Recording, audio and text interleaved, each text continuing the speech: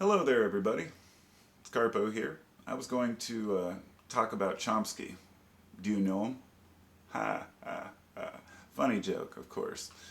Talking about Noam Chomsky here. And since I've never made a video in all the thousands of videos really talking about Noam, I thought that I would. Just because I find some of his, let's just say, if back in the 50s, 60s, 70s, you know, a lot of people would laugh him off.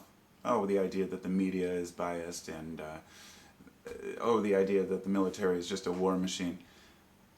I think today a lot of people are kind of changing their tune as they see many of the claims made by him are pretty transparent and obvious in today's world. And I should start off by saying, if you don't know who Noam Chomsky is, he was a world-known author and linguist, and I guess you'd call him an intellectual, who has basically considers himself an anarcho-libertarian or something along those lines, and basically has spent his life resisting the, well, what we call a democracy. But he's either loved or hated, depending on who you talk to. And he co-authored a book called Manufacturing Consent. You may have heard that term before. But actually, he got that term, he coined it from a 1928 book, I believe, where it said the manufacturing of public consent. And it's the idea that propaganda has been used to keep people happy, content, become a consumer, don't worry about what's going on behind closed doors. And a lot of people happily bought into that lifestyle. But it's not for all of us. And so Chomsky saw this, and he wanted to spread awareness. During the 60s, people who interviewed him, very few. I mean, you don't get a lot of airtime when you're talking bad about the wars and the policies of your own government. And I'm not here to say I have a particular, in other words, I can see why people are frustrated with him, because he makes some hardcore claims about things. But then, if you really break it down and you start listening to what he actually says instead of what we think he says, you find that most people who interview him, they end up putting words in his mouth and making claims of things he actually didn't say. And sure, this guy wrote his thesis in 1955. He's been out there talking to people for 65 years. You know, much longer than most of us have even been conscious. And that should lend a little bit of credibility to the fact. He's still pretty sharp. And the guy is, he's so hated by, let's just say, those who want to keep the status quo, because of the fact that he's for so long exposed the bullshit propaganda. But of course, from a perspective of somebody who's a capitalist or who's not concerned with the welfare of others, he may just seem like a thorn in the side, or somebody who's just making everything look bad. People are like, well, this is human nature, you know, we have progress, you know, and his question is always progress at what cost, and what are we going with it? I was always surprised with the amount of vitriol and hatred that he got from other people, and they're just scoffing. People who interview him cut him off, and he's always well-spoken, and he knows what he wants to say. So anyway, yeah, a guy's been talking that long probably knows a few things, but what you find out is that the truth scares the shit out of people, and a lot of people really, they confront the idea that any country that they support is doing anything wrong in the world. And it's really hard sometimes for people to, you know, overcome that ignorance that they think everything is being done properly in their government, because you have to support your own community, support your own team. I remember all this during the Gulf War with the whole support the troops thing. This idea that you either support the troops or you hate America, and people have been using that bullshit line for, you know, well, as long as the U.S. has been around. Anytime people have a dissenting opinion that's separate from what the mainstream believes, they're considered to be traitors. These days they're called communists by their own fellow citizens. Oh, you're just a communist, or you're a socialist. It's like, you know, that does nothing to address the needs and desires of the nation.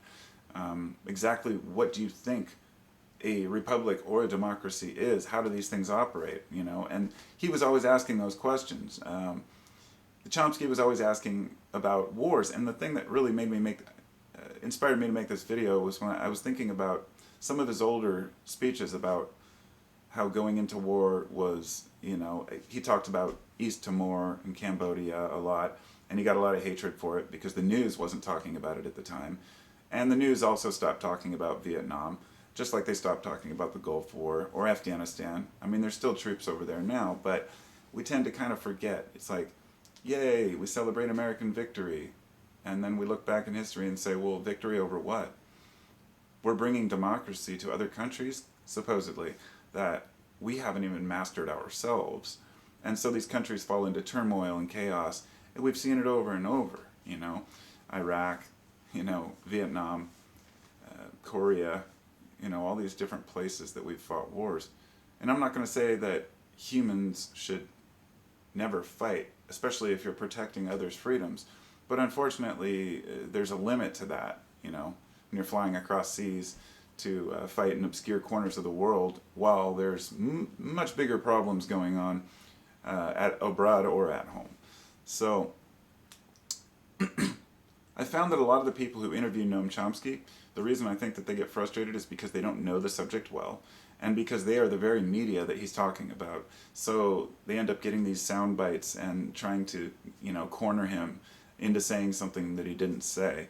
And so I think he's a great man. I think he's been a great addition to our world and to our nation as a freedom fighter, somebody who understands these things.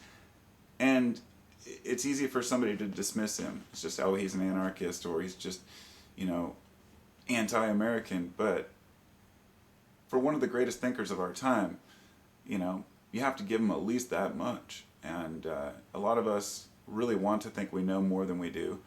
Like I've said, the Dunning-Kruger effect runs rampant.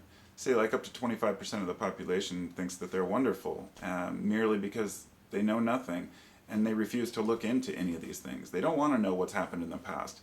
You know, people don't even understand the basic rules of their country, of their constitution, the freedoms that they have.